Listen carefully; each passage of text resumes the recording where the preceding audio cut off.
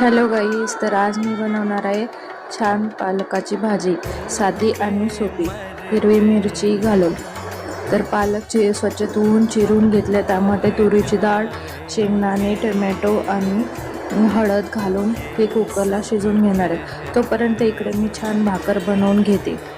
मला पालकाच्या भाजीसोबत भाकरच आवडते आणि ती पण जरा कडक। पालकाची भाजी या दिवसांमध्ये खाल्ली पाहिजे, शरीरासाठी चांगली आहे। तर मी बघा अशी छान पालकाची भाजी आणि भाकरी बनवते।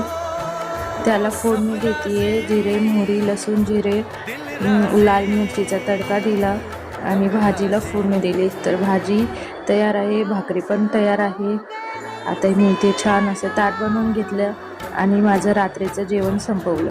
तुम्हाला पण आवडते का अशी पालकाची भाजी, साधी आणि सोपी? नक्की कमेंट करून सांगा। व्हिडिओ आवडल्यास नक्की चॅनलला सबस्क्राईब करायला विसरू नका। थँक्यू।